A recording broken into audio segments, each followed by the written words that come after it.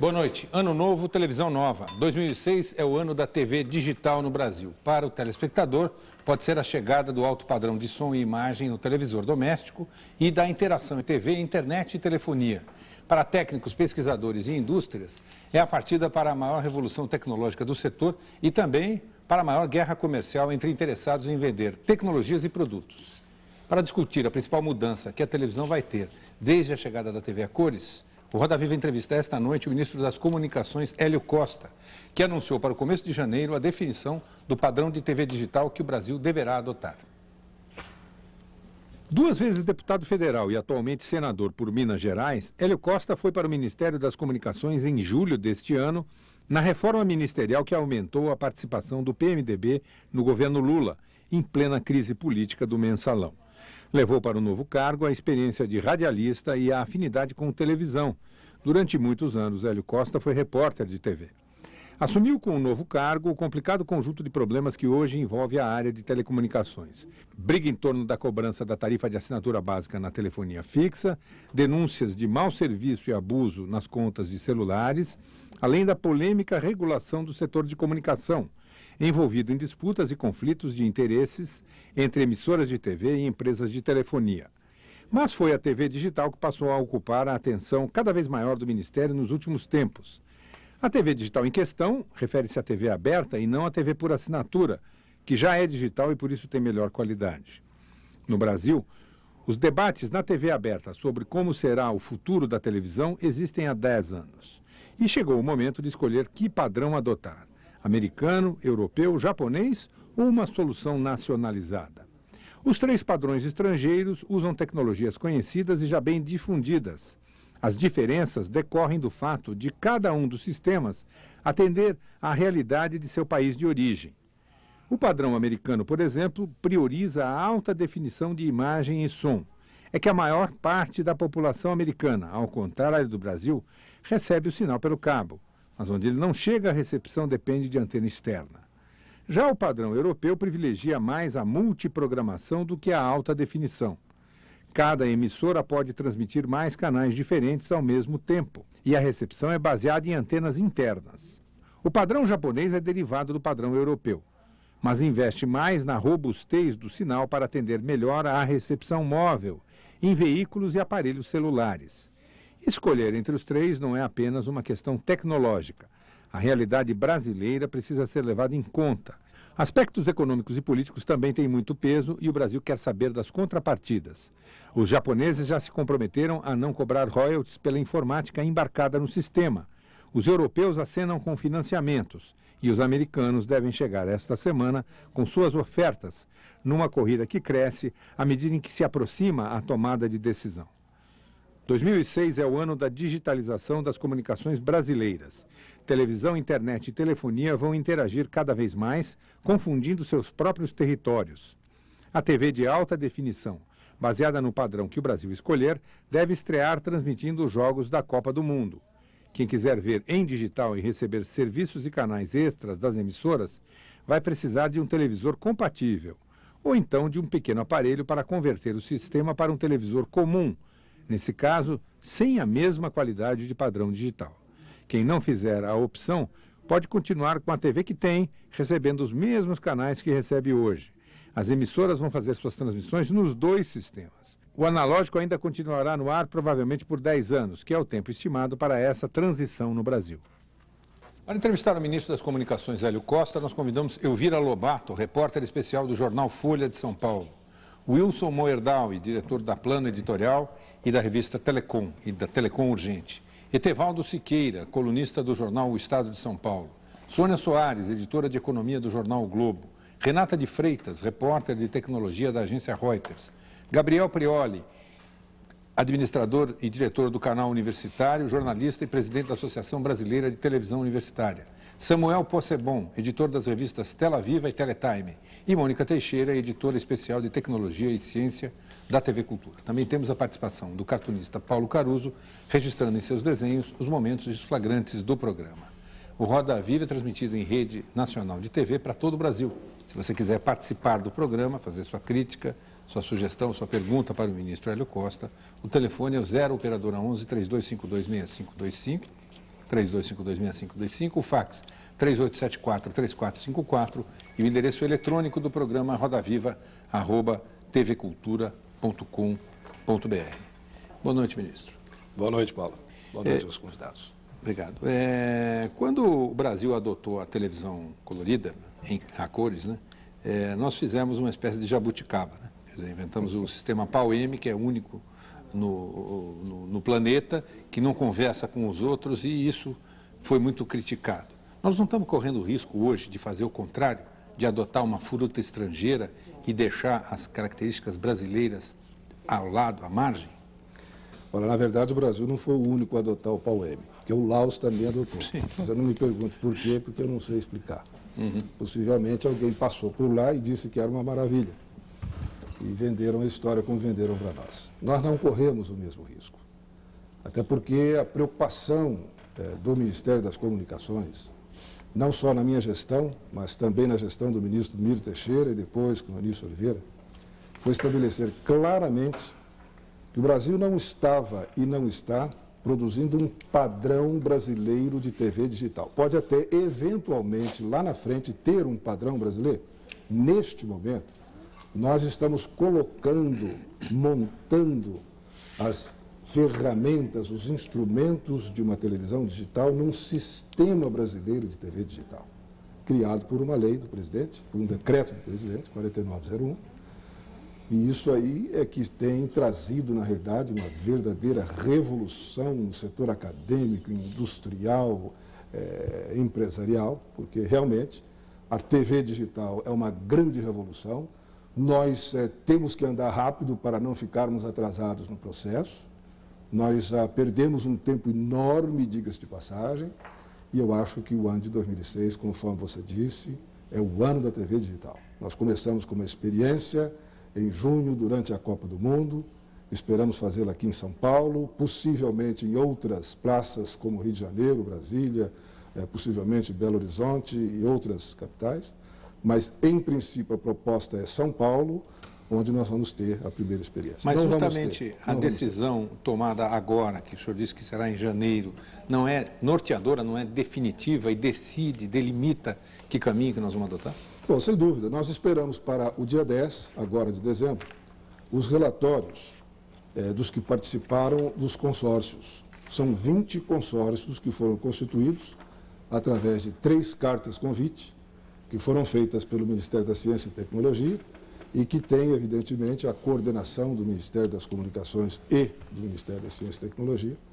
Essas 3 cartas convite foram atendidas por cerca de 80 instituições, empresas, grupos de pesquisa, universidades, institutos, e que estão participando com 1.500 técnicos há pelo menos 10 meses na elaboração do Sistema Brasileiro de TV Digital. Então, nós estamos aguardando. Quando esses relatórios forem entregues para a coordenação do CPQD, apresentar ao presidente da República, através do ministro das Comunicações, uma proposta, ela vem baseada, evidentemente, nas posições que levam em consideração não apenas os aspectos técnicos da TV digital, mas também o modelo de negócio e a política industrial. Ministro, esses mesmos técnicos garantem que a TV digital não entra em operação, a transmissão digital não entra em operação comercial antes de dezembro. O senhor insiste em prometer que vai fazer essa experiência na Copa do Mundo aqui em São Paulo? Nós não estamos prometendo uma TV digital comercial em junho. Nós estamos propondo uma experiência que será feita através de um canal que está, na realidade, sendo administrado pelo Instituto Mackenzie em São Paulo. Esse canal foi estabelecido pela Anatel para que se fizesse essa pesquisa. Nós esperamos até ter outros canais para podermos incorporar a essa primeira experiência. Eu até acho que, possivelmente, em dezembro, nós ainda não temos a TV digital comercial. Nós vamos ter, em junho, uma primeira experiência. Já temos, evidentemente, há vários meses, sinais iniciais da TV digital na Praça de São Paulo. Nós já podemos ver, evidentemente, a TV digital não só nos aparelhos fixos, como nos aparelhos móveis, portáteis, mas não espero ter a TV comercial. Aliás, eu nunca prometi ter TV comercial digital a partir do ano que vem. Eu disse que nós vamos fazer a primeira apresentação como experiência em junho do ano que vem. Ministro, o senhor quando assumiu em julho e fez uma reunião com esses pesquisadores no CPQD, justamente em Campinas, o senhor disse que havia um problema de dinheiro, que estavam previstos inicialmente 80 milhões, que depois esse valor caiu para 65 milhões para essa fase de pesquisa e que até aquele momento, em julho, a liberação havia sido de 38 milhões. Como está a situação orçamentária, vamos dizer, de dinheiro agora no projeto? Na verdade, eu estava errado naquele momento. Eu disse que nós tínhamos liberado 35 milhões e, na verdade, tínhamos liberado 14 milhões apenas. Nós tínhamos uma proposta de liberação de 35 milhões. Tá bom. Quando eu cheguei no Ministério, eu recebi o Ministério com 14 milhões liberados.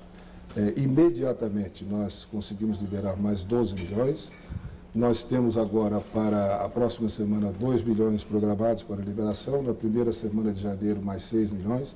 O importante é dizer que nós vamos chegar até fevereiro do ano que vem com aproximadamente 55, 60 milhões liberados, não apenas prometidos. Isso aí equivale a dizer que 80% do programa foi financiado durante a gestão. Desses, então, 65 milhões, que era o valor inicial era 80, caiu para 65, o senhor vai ter 50 aí? Não, é porque não termina aí o projeto.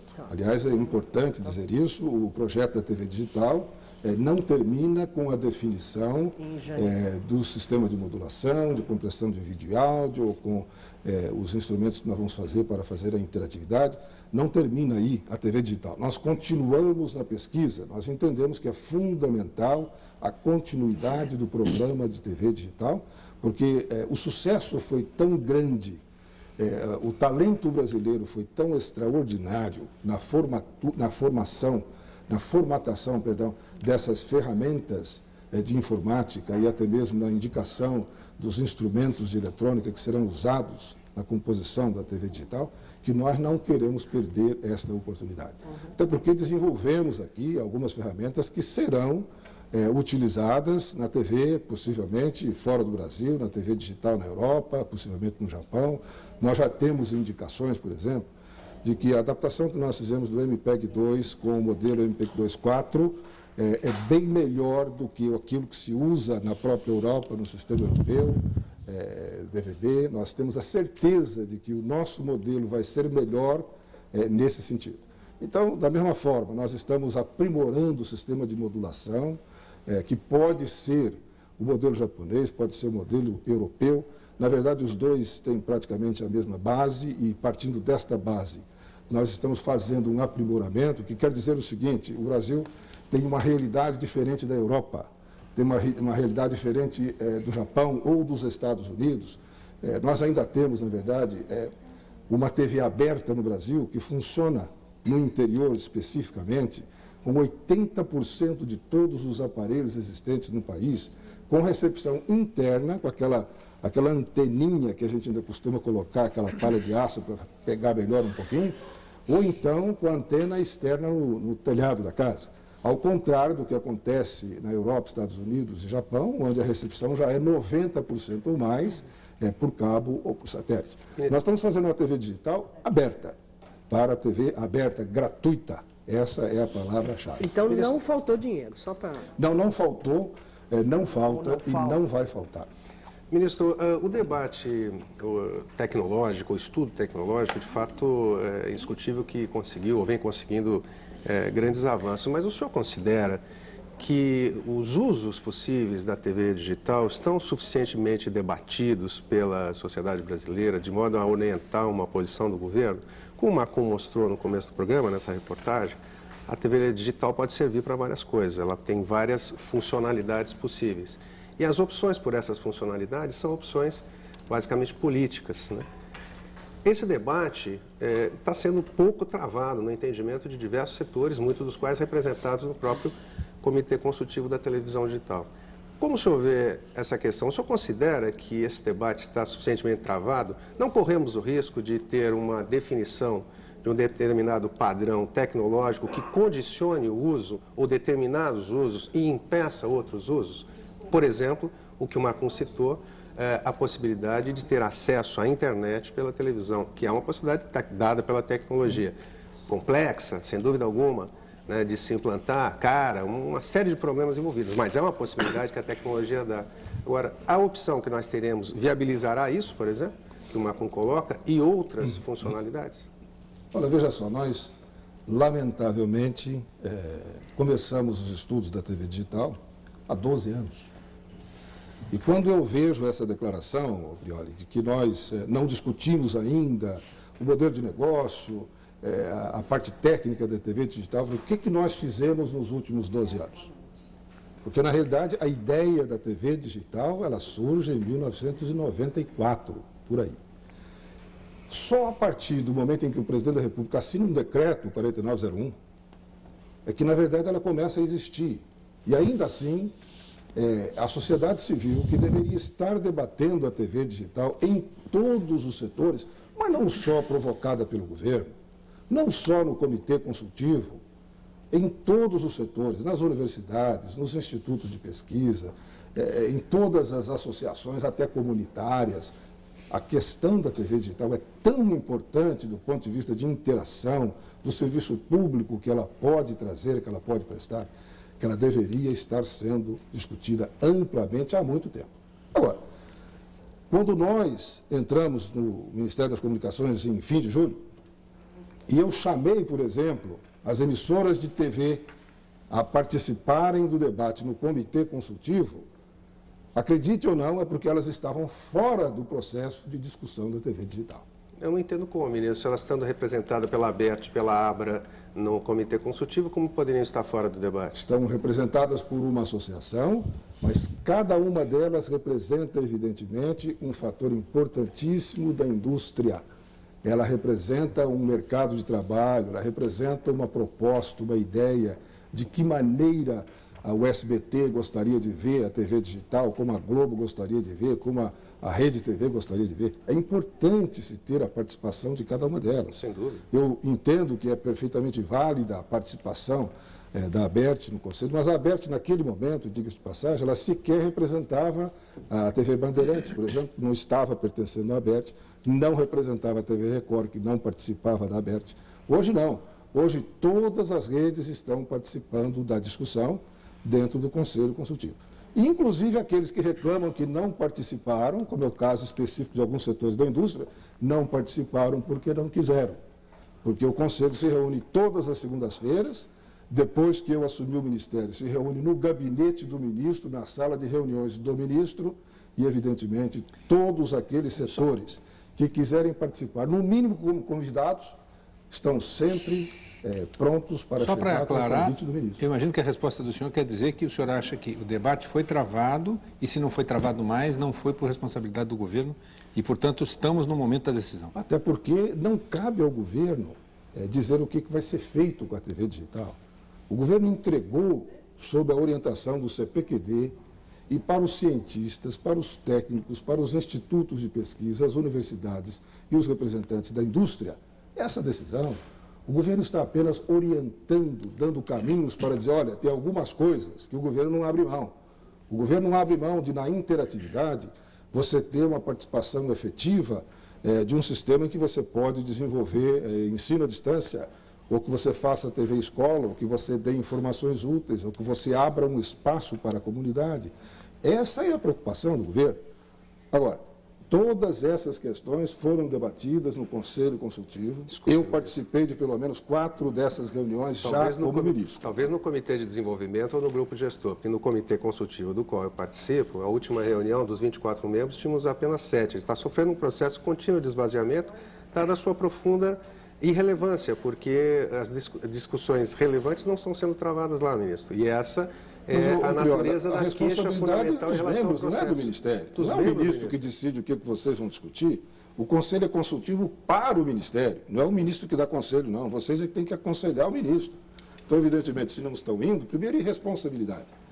Irresponsabilidade de cada um daqueles que deviam comparecer às reuniões do Conselho Consultivo e não foram. Não, talvez porque dos 38 milhões destinados às pesquisas não tenham sobrado nenhum dinheirinho para mandar condições para as associações, as pessoas poderem participar, porque, diferente de outros conselhos do governo, nesse caso não há nenhum auxílio, nenhuma ajuda para que o Comitê Consultivo se reúna. O Conselho Consultivo é um conselho temporário. Evidente que nós não estamos tratando especificamente de posições governamentais. Agora, eu sou ministro apenas há 3 meses e meio. Se eu tivesse recebido esta sugestão, possivelmente até teria encontrado caminhos para poder atender a esta reivindicação. Ministro, eu queria entender uma colocação que o senhor fez que me parece muito relevante e nova. No sentido de que o governo não vai dizer o que vai ser feito com a TV digital, deixando, de certa forma, solto para que os próprios players desse mercado, os próprios radiodifusores decidam o que fazer. O Conselho, né? Não, o meu Quem vai entendimento foi... definir é o Conselho, é isso? Veja só, você tem uma orientação técnica do CPQD. Você tem uma orientação geral do Conselho Consultivo. Você ainda tem um Conselho Gestor. Você tem todas essas participações, mas o CPQD é que recebe os relatórios que estão sendo, neste momento, ultimados e estão sendo enviados até o dia 10 de dezembro para a direção do CPQD. O CPQD se reúne, vê todos os relatórios, faz o seu relatório e encaminha ao ministro. E o ministro, evidentemente, submete ao Conselho. Mas eu entendo que em algum momento o governo vai ter que dizer, bom, temos aqui a TV digital, a tecnologia vai ser XYZ.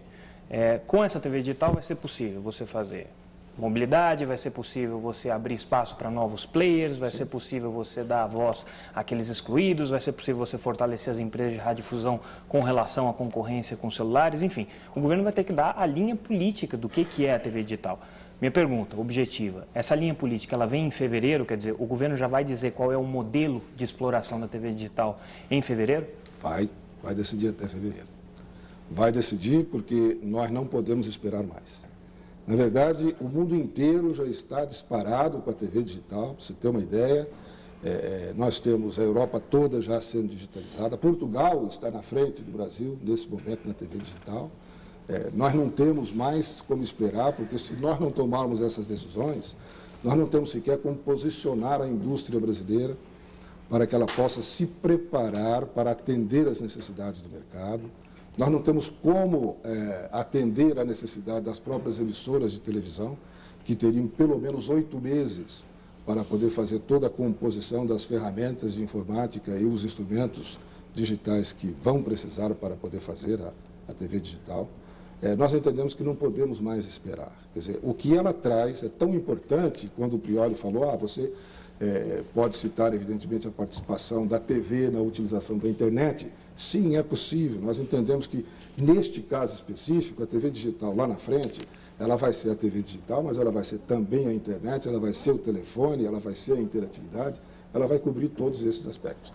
Eu acho que é importante que se tome a decisão, porque se nós não tomarmos a decisão, vai acontecer o seguinte, nós vamos ficar sem uma orientação definitiva, nós não vamos ter um procedimento definitivo e, por essa razão, não vamos ter a TV digital.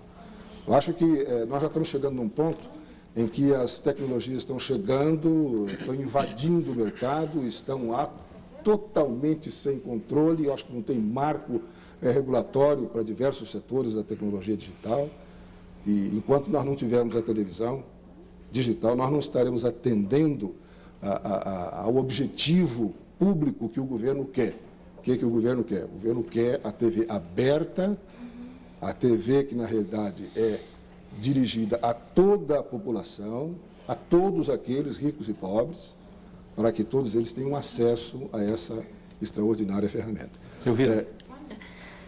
Sim, eu notei que duas expressões que o senhor usou para se referir ao Sistema Brasileiro de Televisão Digital, que foi desenvolvido pelas universidades. O senhor citou sucesso tão grande, talento extraordinário. A gente pode deduzir por aí que o governo deve acabar aprovando esse sistema que foi até apresentado hoje aqui em São Paulo pela SBPC? Sem dúvida, nós estamos caminhando para isso. O que nós queremos, evidentemente, aproveitando os padrões existentes, atualizando estes padrões para a realidade brasileira. Quer dizer, o que nós estamos fazendo com o sistema de modulação, conforme eu disse, pode ser usado o sistema japonês, pode ser usado o sistema europeu. Dificilmente o padrão americano se encaixa nisso, porque ele não contempla a portabilidade e a mobilidade da forma que o europeu e o japonês contemplam, mas eu vejo que nós estamos caminhando para ter um sistema brasileiro com ferramentas brasileiras adequadas a padrões internacionais. A pergunta agora é de Roberto Benetton, diretor do Centro de Pesquisa e Desenvolvimento em Telecomunicações. Boa noite, senhor ministro. Levando em conta que esse processo de transição da televisão analógica para digital envolve uma série de outros parâmetros, outros fatores, como os aspectos regulatórios, o modelo de serviços, além do sistema, como é que o senhor vê, após a escolha que vai ser dada no início do ano que vem, após a escolha do sistema brasileiro, como é que o senhor vê essa sequência de ações, o plano de implantação, o plano de desenvolvimento das tecnologias desenvolvidas no Brasil, e então como é que o senhor enxerga as diretrizes do governo nessa direção? Olha, o Benetton tem sido uma peça fundamental em todo o processo da decisão que está neste momento nas mãos dos participantes dos consórcios, mas ele, como coordenador do CPQD, tem tido uma participação, uma vivência muito maior do que a grande parte dos outros players nessa decisão. O que eu vejo é que a sequência, ela vai obedecer, evidentemente, às dificuldades do mercado. Nós, fazendo a primeira experiência em junho, comprovando que o nosso sistema brasileiro de TV digital, com o robustecimento da modulação, com o nosso middleware funcionando direitinho, nós tendo, evidentemente, o nosso compressor de áudio adaptado até, se possível, com o MPEG-4, que está sendo desenvolvido também no Brasil. A partir daí é que nós vamos, evidentemente, saber quando é que nós vamos partir para uma segunda etapa. Nós já estamos em um procedimento adiantado, para isso já convocando a indústria, o polo industrial de Manaus, as empresas no Brasil inteiro que estão participando dessa grande euforia da TV digital, para que nós não percamos também do lado industrial, na política industrial, o tempo que já perdemos na elaboração do próprio sistema. Então, elas já sabem que nós, decidindo o padrão, decidindo o modelo, elas já têm como começar a atuar para preparar os aparelhos que deverão ser colocados no mercado, até porque vale uma explicação muito importante aqui, as pessoas não estão sabendo definir neste momento, por causa da informação de que a primeira experiência é com a Copa do Mundo, que televisor comprar. Nós só produzimos no Brasil, até agora, televisores de 720 linhas. O padrão brasileiro é 450 linhas, que não é próprio para receber uma imagem de alta definição. O aparelho que pode receber é de 720 para cima, o ideal é 1080 linhas. Nós sequer produzimos o aparelho de 1080 linhas. Então, essas decisões, elas vêm em seguida, o Benetton. Logo após decidirmos o padrão, o governo vai orientar o Conselho a dizer, olha, agora, decidido o padrão, o que é que nós vamos fazer? Como é que começamos a implantação? Eu sei que a tendência é começar pelas grandes capitais. Ministro... São Paulo, Rio de Janeiro... Vamos voltar à parte tecnológica, ministro, eu acho que é importante. Pois não. Eu sempre fui um cético com relação aos modelos brasileiros de reserva de mercado, de PAU-M. Não que o PAU-M não fosse bom, o problema era a incompatibilidade. Nós estamos vendo, e o senhor, por exemplo, é testemunha disso, a sua primeira declaração de visão foi, para mim, surpreendentemente positiva em relação ao sistema brasileiro que está sendo desenvolvido e que demonstra, em primeiro lugar, que existe uma competência técnico-científica brasileira que está sendo provada. Ninguém faz uma televisão digital funcionar com a combinação desses padrões se não tiver competência. Ou ela funciona ou não funciona. Tá certo? Nós já temos, acompanhando isso de perto, na USP e nas demais universidades, nós temos visto realmente esse resultado extraordinário. O que é importante ressaltar é que não haverá nenhuma incompatibilidade realmente entre o sistema brasileiro, que combina padrões abertos e fechados internacionais, para os quais nós podemos pagar royalties, adaptá-los, nacionalizá-los, né, sem reinventar a roda e complementar com todos os softwares brasileiros. Isso é uma posição que diante, principalmente, da campanha mais feroz dos lobbies dos três grupos, por exemplo, que era a primeira frase que nós sempre ouvimos, era de que o Brasil não tinha competência para resolver isso, como se nós fôssemos partir tudo da estaca zero e que tivéssemos que recriar tudo. E aí é uma questão de projeto, de combinação. O Brasil vai criar uma grande parte, que é a sua contribuição para adaptar ao software, todo o software, ao conteúdo, ao middleware, que é essa ponte que se faz realmente a tecnologia e os conteúdos, tá certo?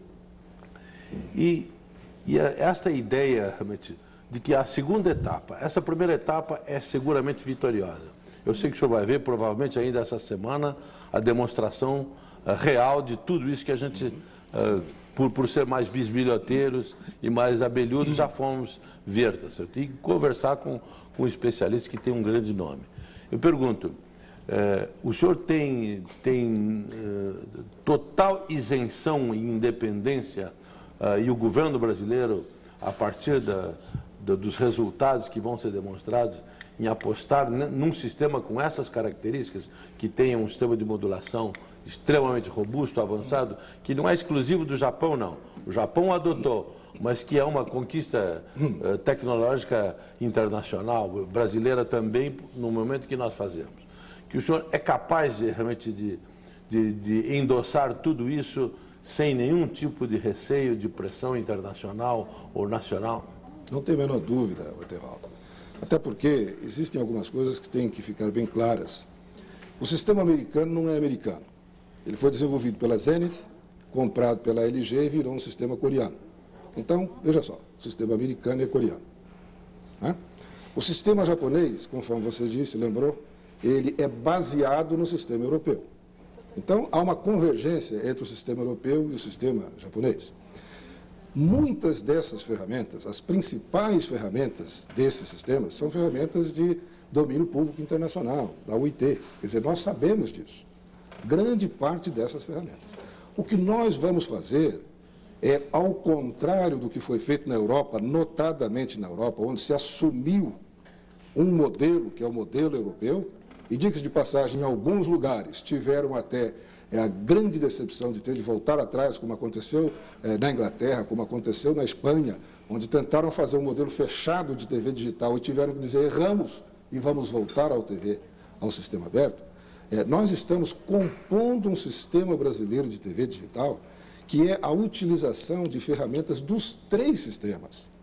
Nós temos a certeza de que, compondo com essas ferramentas um sistema brasileiro, nós estamos atendendo às normas internacionais da UIT, nós podemos até oferecer os nossos produtos com o robustecimento que temos, com a melhoria que fizemos na compressão de áudio e vídeo e até com os middlewares, até com os programas de interatividade que na Universidade da Paraíba estão sendo feitos, que são absolutamente perfeitos para o Brasil.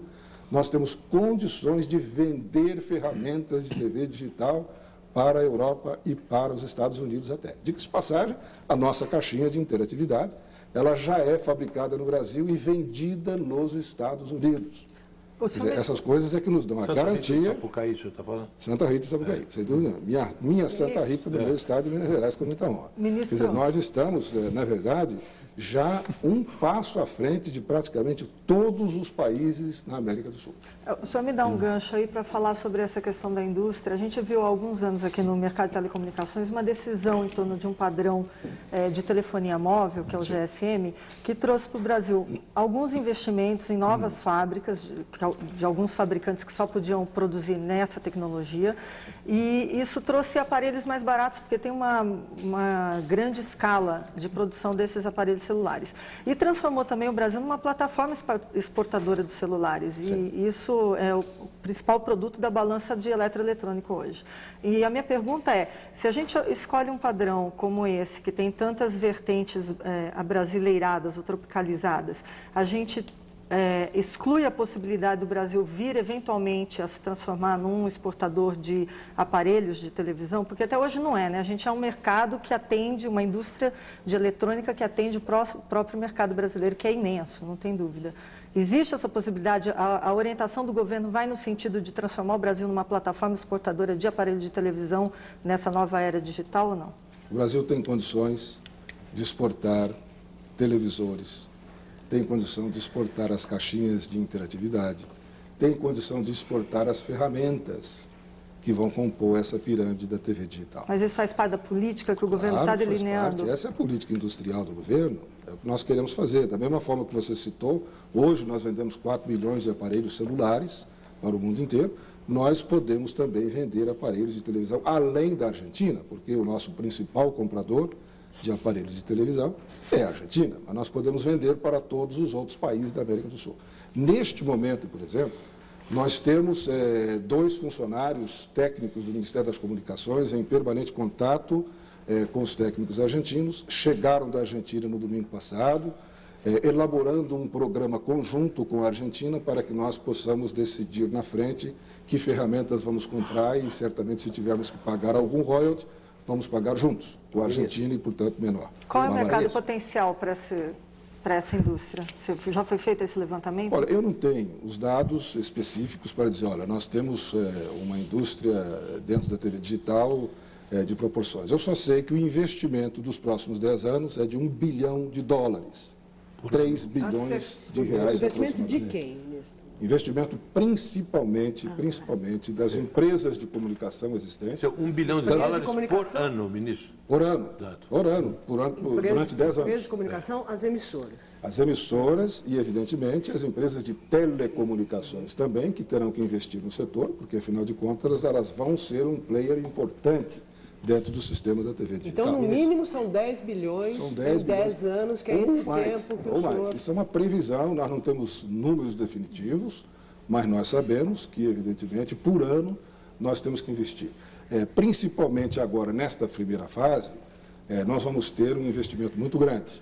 Cada uma das emissoras deve investir na primeiríssima fase um mínimo de R$20 milhões e possivelmente chega a 60, 70 milhões de reais. Quer dizer que cada uma dessas decisões que vão ser tomadas a partir das definições aí de janeiro, sim, cada uma delas vale muito dinheiro. Não tenha dúvida. Não tenha dúvida. Então, o senhor deve estar satisfeito. A indústria brasileira tem que estar rigorosamente preparada para participar de uma verdadeira revolução industrial. Eu quero lhe perguntar, ministro, a propósito de se o setor de radiodifusão vai ter que investir, não resta a menor dúvida.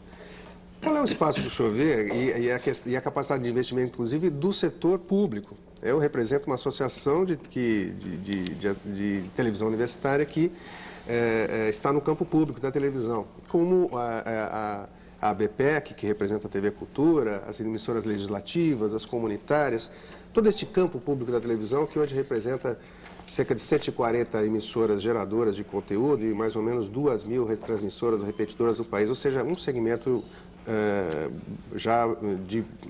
importante no país. Como na sua visão, esse segmento vai se incorporar ao esforço da TV digital? De que forma poderá ser financiada a sua migração para o digital? Como o governo vem pensando essa questão? Só pegando carona nisso que o Gabriel está perguntando, eu queria saber o seguinte, os 3 grupos de pressão, de lobby, seja o que for, europeu, americano e japonês, ofereceram o que de contrapartida para a adoção? É claro que há interesses econômicos, não é só uma questão de disseminação de tecnologia. Sim. O que esses grupos de pressão ofereceram como contrapartida? E aí pode ser, de repente, financiamento à pesquisa, financiamento à incorporação desse contingente de emissoras ao processo de TV digital. Alguém ofereceu alguma coisa assim? Parece que os europeus ofereceram um incentivo à pesquisa. Lugar, eu queria fazer uma sugestão. O Prioli tem que preparar um projeto junto com seus técnicos, competentíssimos técnicos da nossa TV Cultura, para que a gente possa, enquanto o Hélio Costa, que é jornalista e está no Ministério das Comunicações, nós fazemos uma reformulação do conceito de TV Cultura, TV Educativa, TV Comercial. Não existe isso. Nós temos que fazer isso, porque, na realidade, a TV educativa está desvirtuada no Brasil. Ela perdeu totalmente o sentido de TV educativa.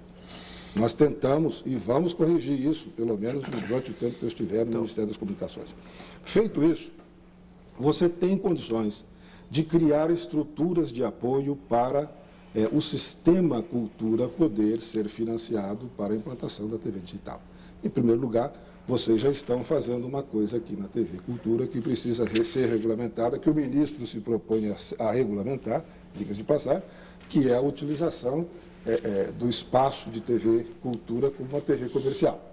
O senhor disse desvirtuada, ministro. A ideia de TV educativa, a TV Cultura não se desvirtuou. Ela é uma TV pública de alto nível cultural. Eu me referi à educativa, não à cultura. Estou dizendo a TV educativa que está desvirtuada. A TV Cultura, não. A TV Cultura, ela precisa, na verdade, de um instrumento legal para poder te autorizar a fazer o que já está sendo feito, que é você comercializar o seu tempo disponível. Mas o universo é bem maior, né, ministro? Quer dizer, o senhor tem a TV Cultura, né, o senhor tem as TVs universitárias, tem as rádios comunitárias, quer dizer, tem todo... É uma espécie de grande exército de brancalhões. Exatamente. Que tem...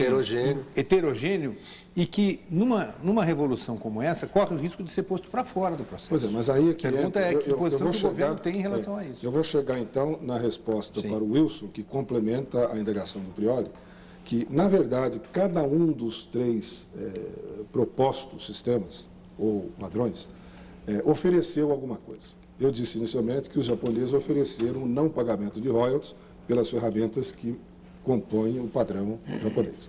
Os europeus ofereceram 5 milhões de dólares, que eu considero uma coisa irrisória, e disseram que tem uma linha de crédito em euros, que eu não sei a quanto pode chegar. E os americanos... Para as emissoras. Para as emissoras. E os americanos anunciaram em torno de 150 milhões de dólares que poderiam também ser utilizados. Eu acho que isso tudo se resolve principalmente com relação aos sistemas de TV Cultura dentro do BNDES.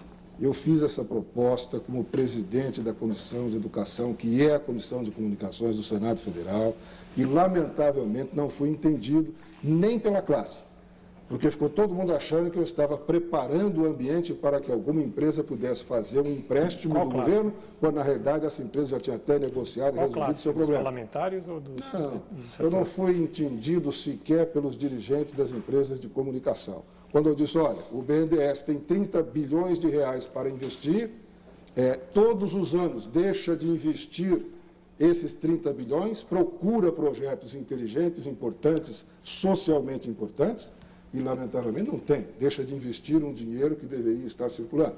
Eu acho que esse é um caminho. Nós não precisamos, aqui, honestamente, não preciso ser brasilianista nem ufanista, mas nós temos recursos e instrumentos dentro do governo para atender às necessidades daquelas redes de TV Cultura que realmente fazem um produto como vocês fazem aqui na TV Cultura e como se faz no Rio de Janeiro, na TV Cultura. Uma preocupação nossa, ministro, é a questão da interatividade. Aliás, seria interessante, talvez a gente aprofundar um pouco melhor no interesse do telespectador sobre as funcionalidades, as formas de uso, o que pode vir a ser a televisão digital, para as pessoas entenderem efetivamente o que é que vai acontecer. A interatividade nós entendemos como uma possibilidade efetivamente de diálogo entre o telespectador e a emissora. Quer dizer, um nível de interatividade que para nós que fazemos televisão educativa é muito importante, que podemos fazer educação à distância usando apenas a plataforma da televisão sem necessidade de usar o computador. E isso é uma grande vantagem no país que tem 98% de penetração da televisão e apenas 10% de penetração da internet.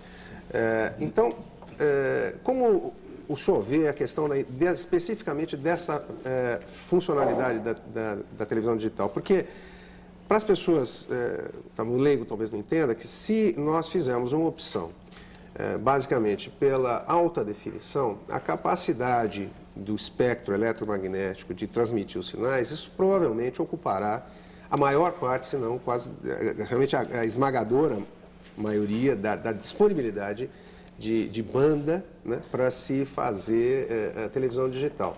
Isso eliminaria, se não eliminaria, pelo menos reduziria muito a possibilidade de outras funcionalidades. Você acabou de descrever o sistema europeu. Exato, não. Você descreveu o sistema europeu. Eu faço alta definição e não tem como fazer mais nada, diga-se de passagem. A questão é o seguinte, como chover a compatibilização das duas funcionalidades? Por exemplo, a alta definição, que interessa a todo mundo quer uma televisão de melhor imagem, de melhor som, claro, interessa. Agora, interessa ao setor público, por exemplo, que nós possamos ter ferramentas como essa da interatividade para poder atender o nosso telespectador de uma forma muito mais intensa, muito mais aprofundada do que a gente faz hoje. Veja só, a barreira da interatividade, a barreira da interatividade, Prioli, não é necessariamente a TV digital que está preparada com os instrumentos para fazer a interatividade. É que para a interatividade, em qualquer dos 3 sistemas, no momento, você precisa da rede fixa de telefonia. E, lamentavelmente, nós ainda não temos uma cobertura nacional capaz de atender às necessidades. Nós temos 40 milhões de telefones fixos no país, dos quais 27 milhões estão em residências. Então, evidentemente que nós vamos precisar aumentar consideravelmente o número de telefones fixos para que nós possamos, na verdade, lá na frente, usarmos esses instrumentos. O que nós pretendemos é lá na frente... uma solução neste ponto, que é criar uma cobertura nacional de WiMAX. Sim. Quer dizer, que é uma rede de banda larga, alta velocidade, e que com custos muito menores do que um sistema telefônico. Sim. Na verdade, o que nós vamos fazer é usar o controle remoto da TV digital para poder fazer todo este trabalho de interatividade que você disse é tão importante e vai ser principalmente para a TV Cultura. Você vai conduzir pesquisas nacionais, você vai poder fazer discussões a nível técnico com a participação do telespectador usando o seu controle remoto em casa. Mas, para isso, nós vamos precisar da telefonia fixa. Quando o Etevaldo se refere ao fato de que nós temos um sistema de banda larga sem fio, que é o WiMAX, quer dizer, estamos dando os primeiros passos no Brasil. Nós esperamos, na realidade, até o final de dezembro, no máximo primeira semana de janeiro, fazermos a primeira experiência de longo alcance em Belo Horizonte. Diga-se de passagem, amanhã pela manhã, às 9 horas da manhã, nós vamos assinar um convênio entre o Ministério das Comunicações, a Intel, a TVA, a Prefeitura de Belo Horizonte, para nós iluminarmos 90 graus num ângulo da cidade de Belo Horizonte, que vai pegar pelo menos 1/3 da cidade de Belo Horizonte, com internet banda larga sem fio. Mas aquilo que o Gabriel disse, quando se privilegia a alta definição, que se abre mão de outras coisas, o sistema brasileiro pode manter 4 níveis de definição. Sim. Desde a mais baixa possível, que é o low definition, que vai para o celular. A standard definition, que é a normal dos aparelhos por aí. A enhanced, que é melhorada do DVD. E a alta definição com 1080 linhas para cima. É possível no sistema brasileiro você ter essas 4 usando os canais disponíveis em 6 MHz. Quer dizer, e é isso que seria o aconselhável no nosso ponto de vista, exatamente, que a gente pudesse e que o sistema consagrasse essa possibilidade. O segredo está em poder fazer tudo isso num único canal. Exatamente. O senhor mencionou agora há pouco que as empresas de telecomunicações vão ter um papel muito importante na TV digital. Exatamente. Pela sua resposta anterior, eu creio que esse papel importante seja só prover a interatividade para a televisão aberta. Ou o senhor vê a possibilidade de, num cenário com a TV digital, você abrir o mercado para que novos radiodifusores surjam, eventualmente empresas de telecomunicações respeitadas as regras da Constituição. Então você poderia ter, por exemplo, uma empresa de telefonia pleiteando um canal de TV digital e passa a ser um radiodifusor como é hoje a TV Cultura, a Globo, a SBT, enfim. O senhor vê que papel para as empresas de telecomunicações? Só completar, Billy, aqui, o senhor também é acusado de ser um defensor dos radiodifusores nesse conflito de interesse. Homenageado. Aos que eu identifico até com a TV Globo, de onde o senhor trabalha. Eu queria comentar um pouco disso também. O senhor trabalhou, evidentemente, há muito tempo. Olha, Então, eu entendo. já que é assim, vou pegar carona agora, né, Billy? Porque a TV Vocês digital... falaram que só iam bater do umbigo para cima. Estão começando a descer. Mas é porque acho que a questão a TV digital permite também a mobilidade, o que envolve as operadoras de telecomunicações. As operadoras não estão sendo alijadas do processo de discussão da TV digital? Não estão. Elas vão ter a hora delas de chegar, evidentemente. O mais importante em tudo isso é que nós temos que definir, e eu espero que no começo do ano que vem nós já possamos estar caminhando para uma feitura da nova Lei Geral de Comunicação Social. Sem isso, nós não temos nenhuma legislação capaz de entender o que é radiodifusão neste processo da TV digital e o que é telecomunicações. Ou então vai haver sempre a invasão de um setor no outro. Mas no ano que Agora, vem, para o que você está pedindo, nós temos que primeiro partir do princípio de que o que nós temos no Brasil como radiodifusão e teledifusão, eu sempre acrescento teledifusão, porque é rádio e televisão, isso aí está estabelecido em lei. dizer, é diferente de telecomunicações. Não, sim, mas a lei não impede que se abra espaço para que outros... Desde que as empresas sejam de capital 70% nacional, desde que ela preserve o conteúdo nacional, tudo isso tem que ser analisado em lei.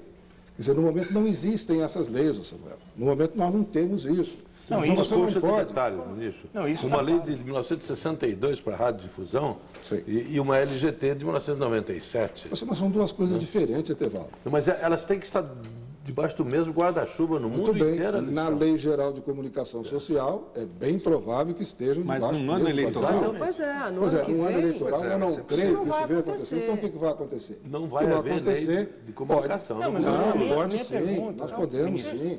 Você pode ter as bases de uma Lei Geral de Comunicação Social e, através de medida provisória, você implantar o sistema até o ano que vem. Não, mas a minha pergunta é mais simples, ministro. Eu não estou falando da questão da telefônica entrar no setor de radiodifusão. Eu estou falando o seguinte, hoje o Ministério ele pode, a qualquer momento, desde que haja espaço no espectro, abrir uma licitação para novos radiodifusores.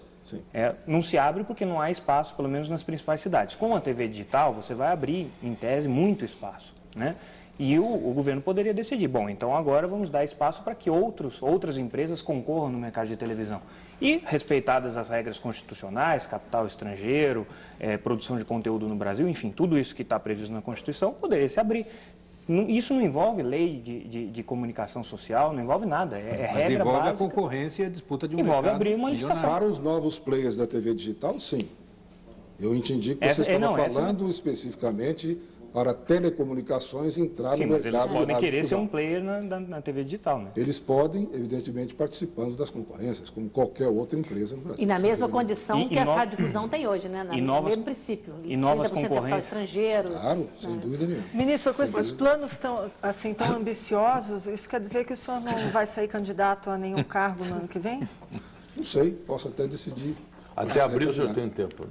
Até abril. Ministro, voltando ainda à questão da radiodifusão e telecomunicações, eu não acho que é completamente bizantina essa discussão, essa altura da história, de você ter telecomunicações, radiodifusão como campos opostos, quando tudo converge. Nós temos uma mudança constitucional feita há algum tempo atrás que consagrou essa mudança, feita por interesses políticos, na verdade, mas isso não é um bizantinismo extremo e vai contra o futuro da...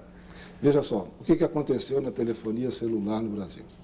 Nós começamos com TDMA, passamos para CDMA, depois GSM, fomos subindo mais rigorosamente. O que você faz, basicamente, e representa 80% do faturamento das teles, é voz, transmissão de voz.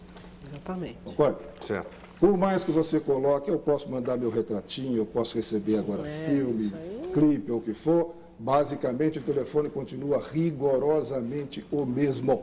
A ideia dele é transmitir e receber voz. É isso? Por que tem que ser diferente com o setor de radiodifusão? O rádio, a televisão continuam os mesmos. Estão se adaptando a uma nova tecnologia. Eu não vejo razão para essa diferenciação que se faz. Porque a lei é antiga, porque o rádio e a televisão estão sendo conduzidos ainda por lei de 1962, essas coisas todas. Olha, são duas coisas distintas até que alguém faça uma lei diferente. É bem provável que a Lei Geral de Comunicação de Massa no ano que vem congregue todas essas situações da telecomunicações e da radiodifusão e teledifusão. Agora, enquanto isso não existe, eu sou um legalista, eu sou um senador da República, hoje ministro. Eu não posso advogar que você passe por cima da lei. Existe uma lei, e começa inclusive na Constituição Federal, artigo 222, você não pode ser estrangeiro, se tiver nacionalidade estrangeira, não pode ser dono de mais de 30% das nossas empresas de telecomunicações, etc. Muito embora lá fora não façam a mesma coisa. Porque nós permitimos que uma empresa estrangeira chegue aqui, compre uma companhia telefônica inteira, e se nós formos lá na Espanha principalmente, ou na Itália, ou o que for, nós não compramos mais do que 20%. Então nós somos muito liberais de um lado e somos muito conservadores do outro. Boa noite, ministro. Gostaria de saber do senhor o futuro do projeto da telefonia social, perto aí da renovação da concessão da telefonia fixa. Os contratos de prestação de serviço de telefonia fixa estão para ser renovados pelo governo. Eu pergunto ao ministro, esta não é uma oportunidade de acabar com a famigerada assinatura básica que penaliza, sobretudo, o consumidor de baixa renda? Aliás, ministro, só para registrar, essa mesma questão da assinatura básica, que foi uma das brigas que o senhor comprou, é a questão levantada por Rogério Marques de Sorocaba, que trabalha como metalúrgico, que pergunta se só no Brasil existe isso, do professor Emilson Nunes Costa, de Volta Redonda, de Irineu João Nicoletti, de Barueri, e de Tiago Martins, de Votorantim. Olha, na realidade, em 1997, quando foi feita a privatização das empresas de telefonia, estabeleceu-se que a assinatura básica seria um instrumento de garantia do retorno dos investimentos. E isso ficou praticamente definitivo. Nós já tivemos o retorno dos investimentos, nós sabemos que as empresas são todas superavitárias, evidentemente, mas elas se agarram muito no fato de que hoje, pelo menos 30% do seu faturamento anual está calcado em cima da assinatura básica. Que, diga-se de passagem, tem números que pouca gente conhece. As 3 empresas de telefonia fixa, né, Telefônica, Telemar e Brasil Telecom, elas têm um faturamento mensal de 1 bilhão e 600 milhões de reais só com a assinatura básica. Faturamento compulsório. Compulsório. Não tem conversa. Não precisa fazer mais nada porque já tem 1 bilhão e 600 milhões de reais. Bom, existem 30 projetos de lei na Câmara dos Deputados. Existe uma comissão parlamentar de inquérito para ser instaurada para apurar a relação da Anatel com relação às companhias de telefonia. Existem 10 processos no Senado aguardando discussão na Comissão de Comunicações, que é a Comissão de Educação, para ser levado ao plenário, pedindo a abolição pura e simples da assinatura básica. O que acontece é que nós entendemos que, como a Lei Geral de Comunicações ela é muito clara no que diz respeito ao impacto econômico e financeiro que pode ser causado por ações específicas do governo, se nós advogarmos a abolição pura e simples da assinatura básica hoje, as empresas podem entrar na Justiça amanhã e julgar, evidentemente, essa conta em cima do governo. Agora, no processo da discussão do telefone social, que é o fulcro da pergunta que me faz o Orion Teixeira, meu colega jornalista lá de Belo Horizonte, nós entendemos que a proposta da Anatel, ou seja, para o AICE, que é o acesso individual para o cliente especial, onde se propôs um telefone popular, ele chegou a causar espanto para mim, porque da forma como ele foi apresentado, esse sim poderia trazer um desequilíbrio econômico-financeiro, que depois nós fomos apurar junto às empresas, poderia representar 15 bilhões de reais de prejuízo para as empresas em 5 anos. Não é que o ministro esteja defendendo as empresas de telefonia fixa. Eu estou defendendo o governo, porque se isto acontecer, quem vai pagar a conta é o governo. Não é, na realidade, outro senão o governo federal que tem que pagar essa conta. Mas nesse ponto há uma questão conceitual que eu acho importante. O senhor pode acusar a assinatura básica de ser alta ou baixa. O conceito é que em telefonia, 95% dos países do mundo adotam a remuneração do serviço em 2 partes, uma parte fixa e uma parte variável. A parte fixa remunera o investimento e os custos básicos daquilo. Como o senhor paga uma bandeirada de táxi, tá certo? É o valor mínimo, não é o 50 metros ou 100 metros. O que nós temos que ver é que, na realidade, existe uma lei, existe um contrato de concessão e nós estamos renovando esse contrato de concessão.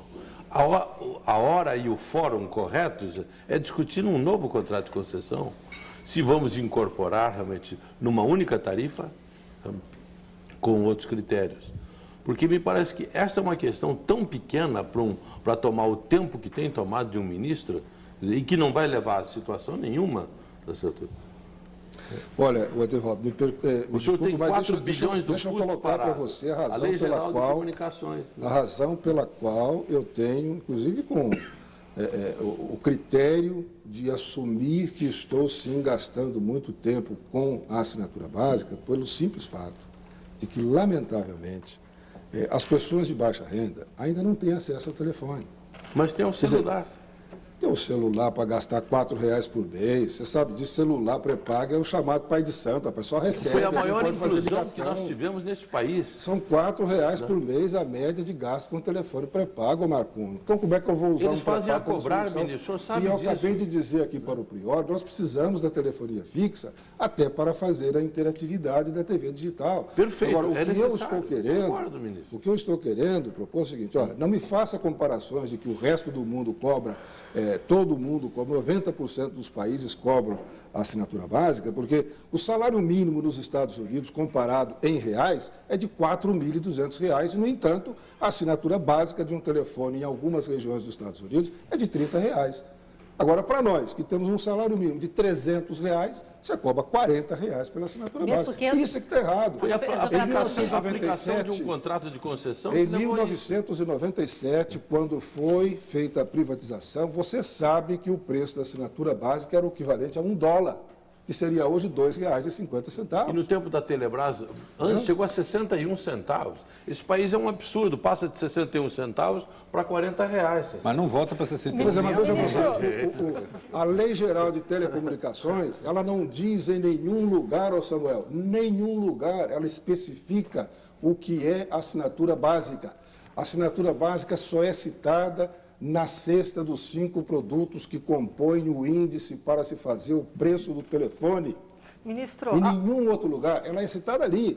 Quer dizer, ela não existe como parte da Lei Geral de Telecomunicações. Ministro... Agora, nos novos contratos, o que se propõe é o que eu disse, é o ICE, que é esse telefone onde acaba-se com a modulação horária, ou seja, no domingo eu não posso mais ficar na internet, eu vou pagar por minuto de segunda a domingo, levantei o telefone, eu já começo a pagar 1 minuto.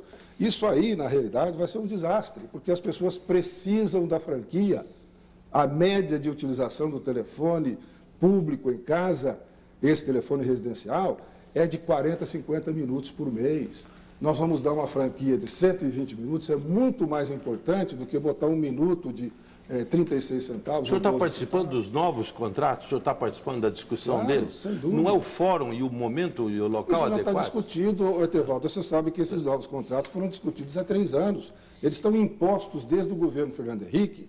Nós não temos mais nada a fazer. Não, os novos contratos. Ministro, não. O que é não tem mais nada a fazer, está tudo pronto. O que é única coisa que nós estamos acertando é o índice. O IST, está sendo acertado o AIS, está sendo acertado conversão para minuto. É o índice que determina o valor final, ministro. Pois é, mas esses contratos já estão acertados. Nós estamos apenas praticamente no momento da assinatura, não tem mais nada a discutir. A Anatel já discutiu tudo isso. Lamentavelmente, essa situação. Ministro, o que é possível fazer é liberar um pouco daquela receita, daquele recolhimento que é feito todo ano, todo mês, pelas operadoras, que é o FUST, que é o fundo que foi criado para a universalização do serviço de telecomunicações, que podia expandir a base de telefone fixo nesse país e, eventualmente, até financiar a assinatura básica para as classes mais baixas, o com menor poder aquisitivo. Desde que foi criado no ano 2000, nunca se conseguiu gastar R$1 o FUST. Então, o ano que vem, o ano eleitoral. Nos primeiros 2 anos e meio, 3 anos do governo Lula, não se conseguiu. Eu fui ao presidente da República há cerca de 1 mês e meio atrás, cheguei a anunciar isso na imprensa. O presidente se comprometeu a partir do ano que vem, não mais contingenciar os recursos do FUST. Eu fui, posteriormente, há 2 semanas, à Comissão de Comunicações da Câmara dos Deputados, acertei com o deputado Jader Barbalho uma emenda de R$650 milhões, que é uma emenda de comissão, que, portanto, não será alterada na Comissão de Orçamento, para que o FUST tenha, a partir de 1º de janeiro do ano que vem, R$650 milhões para fazer isso que você está propondo, de fazer a telefonia chegar no interior, onde nós temos 9 milhões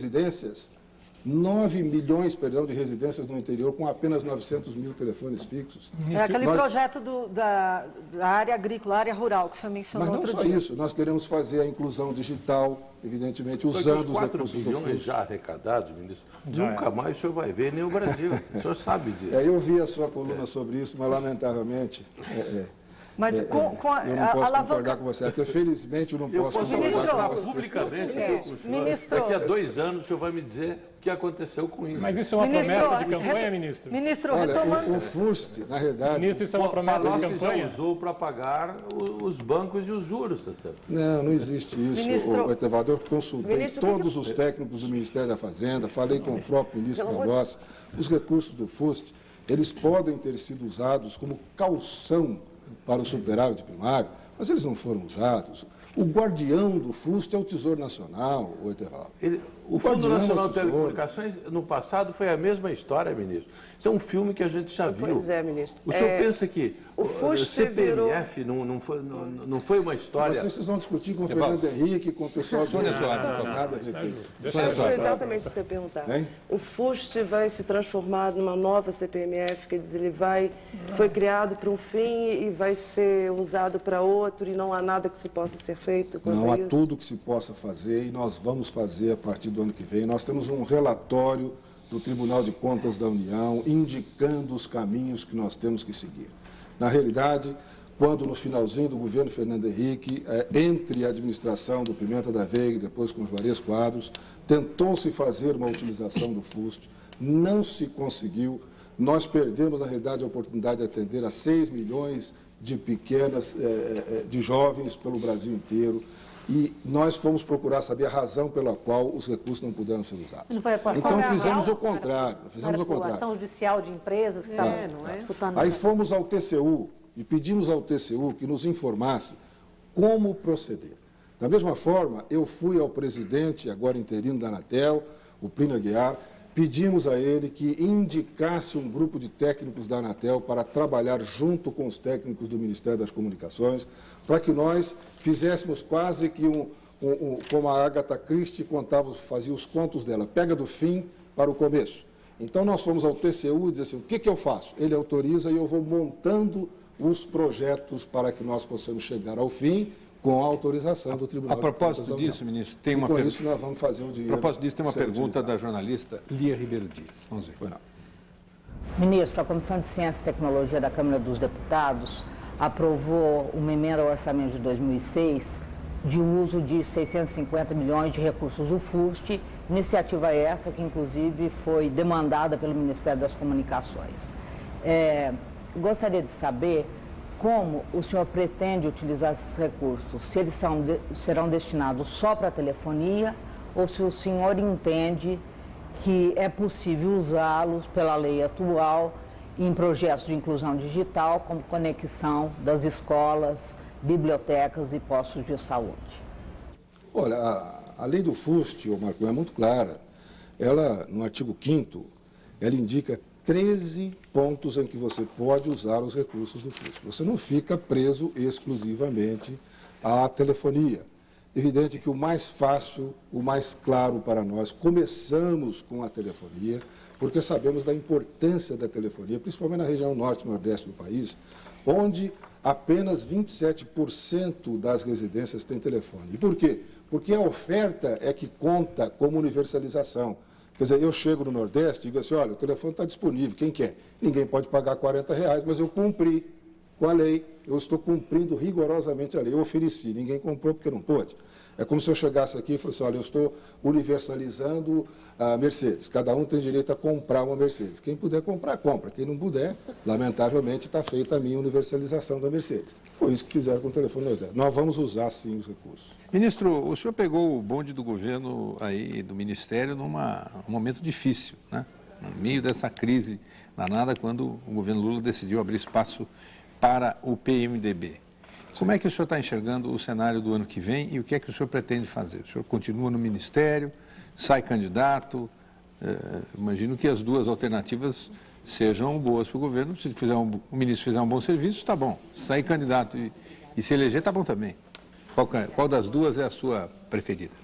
Olha, em princípio, eu me sinto muito entusiasmado com todo o projeto do Ministério das Comunicações, não só com os projetos de inclusão digital. E diga-se de passagem, o presidente da República assinou um decreto, que é o 5581, de 4 semanas atrás, passando para o Ministério das Comunicações toda a coordenação dos projetos de inclusão digital de todos os ministérios. Eu tenho certeza de que nós vamos usar o sistema WiMAX o ano que vem, Wi-Fi, nós vamos fazer a interligação de pelo menos todos os municípios com menos de 50 mil habitantes, para que eles tenham ligação à internet, no mínimo o suficiente para atender ao serviço público. Nós temos um enorme trabalho pela frente com a Lei Geral de Comunicação Social. Nós temos de fazer essa lei, até porque, se não fizermos, nós vamos ficar esbarrando nessas situações criadas aqui, inclusive, durante essa nossa entrevista. Mas... o que acontece com o 3G, o que acontece com o 4G, nós estamos entrando na telefonia digital de 4ª geração e não temos ainda o marco regulatório nem da 3ª. Isso tudo me deixa muito entusiasmado com o Ministério. Vamos entrar para o mas. Agora... Agora. Eu vejo a posição do presidente como candidatíssimo o ano que vem, até porque nós todos, os seus assessores, os seus ministros, os seus amigos, que acreditamos no trabalho do presidente, que investe como ele investiu 20 bilhões de reais no social neste país, quem fez com que, e outro dia citaram aqui, eu vi inúmeras pessoas dizem, houve um erro aqui ou ali, mas na verdade um saco de cimento custava 20 reais e agora custa 12. O arroz todo mundo sabe que caiu 50%. Essas coisas todas é que me deixam muito seguros de que o presidente tem uma campanha bonita pela frente, precisa ser reeleito e vai ser reeleito. Porque a economia vai bem, ela está estruturada, ela está rigorosamente na rota certa, no caminho certo, e embaixo na pirâmide tem uma pessoa firme lá no interior que acredita no trabalho social que o presidente está fazendo. São 9 bilhões de reais colocados na agricultura familiar. São bilhões de reais para atender as pessoas carentes nesse país inteiro, que lamentavelmente ainda precisa da ação governamental. Se, lá na frente, foi importante para a eleição do presidente da República uma candidatura do ministro Hélio Costa em Minas Gerais, eu posso até considerar essa possibilidade. Neste momento, eu estou atendendo a própria sugestão do presidente da República, ao fazer o convite para que eu assumisse o Ministério das Comunicações, de não ser candidato. Então, evidentemente, só depende do presidente. Ou seja, se o cavalo passar arriado, ele manda eu traçar. O senhor aceita uma aposta comigo? Hein? O senhor aceita uma aposta comigo? Eu aposto que o senhor vai ser candidato ao governo de Minas Gerais. O senhor aceita uma aposta pública comigo? Bom, a gente não precisa envolver dinheiro, porque seria legal. Uma aposta moral. Ministro, acho que seria o caso... sensibilizado com a sua proposta. Eu até gostaria de apostar, não vou apostar muito. Se o governador Aécio Neves sair para a reeleição, como possivelmente sairá, aparentemente, é melhor ou é pior, senhor? Como é que isso pesa na sua decisão? Olha, eu entendo que, primeiro, eu sou amigo do governador Aécio Neves, tenho um ótimo relacionamento com ele, acho que é um político muito futuro pela frente, eventualmente pode ser um grande candidato a presidente da República, nós todos torcemos para isso, nós mineiros principalmente, sabemos valorizar as nossas figuras públicas. Muitos paulistas, né? Um depois do outro. Ministro. Acho até que ele teria muito melhores condições se fosse o candidato a presidente até agora. Não creio que ele saia candidato a presidente agora, não. Pois é. O Ministério das Comunicações... O senhor não respondeu. É melhor ou pior que o senhor? Respondeu a mineira. Bom, eu continuo onde sempre estive, de lá não arredo um passo. O Ministério das Comunicações tem sido, ao longo dos últimos anos, uma moeda de troca nas barganhas políticas, no jogo das barganhas políticas. E a gente sabe até que foi cogitado pelo presidente da República dar o Ministério das Comunicações ao PP do notório Severino Cavalcante. Foi assim, vários ministros passaram pelo cargo, alguns que não tinham nenhuma afinidade com o setor de telecomunicações. Infelizmente não é o seu caso, o senhor tem uma trajetória de uma boa afinidade com o setor, mas começou a se transferir agora, um jogo perigoso começou a ser feito com a Anatel, o órgão regulador do setor, que tem que ter independência. Essencialmente técnico? Essencialmente técnico. E o cargo de presidente da Anatel entrou nesse jogo perigoso das barganhas políticas. O senhor chegou a afirmar, e nós publicamos no Telecom Urgente, que o nome cogitado pelo seu partido PMDB, Paulo Lustosa, só seria presidente sobre o seu cadáver.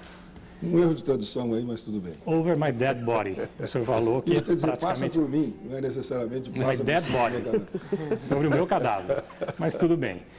Ou seja, o senhor não concordava com uma indicação do partido PMDB. E, no entanto, o senhor teve que voltar atrás e encaminhou o nome de Paulo Lustosa para ser o presidente da Anatel. O senhor não acha muito perigoso isso e um comprometimento muito sério do regime democrático, um órgão regulador, eminentemente técnico, que tem que ser independente do governo, entrar no jogo das barganhas e ter um presidente indicado por um partido político para atender a necessidades de composição política? Olha, em primeiro lugar, eu devo dizer que eu fiz inicialmente uma indicação, que foi uma indicação técnica, de um funcionário de carreira com 28 anos de trabalho no Ministério das Comunicações e num cargo importantíssimo dentro da própria Anatel. Bedran. Que é o funcionário Antônio Bedran. Posteriormente, eu recebi um apelo da direção do meu partido para encaminhar o nome do Paulo Lustosa, que hoje é presidente da FUNASA. Bom, eu encaminhei o nome do Paulo Lustosa. O presidente já tem com ele, através de ofício enviado à Casa Civil, o nome do Antônio Bedran. Agora, é uma decisão do presidente da República. Não é mais uma decisão do ministro das Comunicações. Até porque o ministro, ele indica ao presidente. Ele não faz o presidente da Anatel. Ele indica ao presidente, o presidente manda ao Senado, a Comissão de Infraestrutura, que evidentemente aprova o nome do indicado do presidente da República ou recusa. Essa é a situação em que nós estamos. Agora, eu devo lembrar, né, que a Anatel, ela teve um determinado momento, um período, em que ela assumiu praticamente as funções do Ministério das Comunicações, em virtude do desmantelamento do Ministério no ano de 2002, que foi o último ano do presidente Fernando Henrique. Nós perdemos todas as superintendências estaduais, onde estavam todos os processos que corriam e correm no Ministério das Comunicações. Razão pela qual nós recebemos o Ministério com 40 mil projetos parados, que precisam de ter uma decisão. Isso passa, sim, pela Anatel, porque grande parte desses processos está na exigência de abertura de habilitação para rádios comunitárias, para rádios comerciais, e tudo isso passa pela Anatel. Por outro lado, a Anatel tem, a partir do ano que vem, decisões importantíssimas a tomar com respeito às frequências que estão sendo decididas para a telefonia celular, novas frequências para o MMDS já digital, que é o que será utilizado e já está sendo utilizado, diga-se de passagem, com sucesso pela TVA para fazer internet banda larga aqui em São Paulo e em outras cidades. Quer dizer, então, eu entendi que a Anatel precisava de um presidente técnico e fiz a minha indicação. A indicação do PMDB, ela é feita pelo ministro, evidentemente, e eu respeito a posição do meu partido. Agora, não coloquem nas costas do ministro a decisão. Então, o senhor também não concorda com a politização? Eu já disse para o presidente que passo para ele, evidentemente, a decisão. Ministro, eu queria agradecer a sua entrevista, agradecer aos entrevistadores que participam com a gente e a você que está em casa acompanhando o Roda Viva e convidar a todos para estar aqui na próxima segunda-feira, às 10h30 da noite, quando o nosso entrevistado será o governador de São Paulo, Geraldo Alckmin. Uma ótima semana e até lá.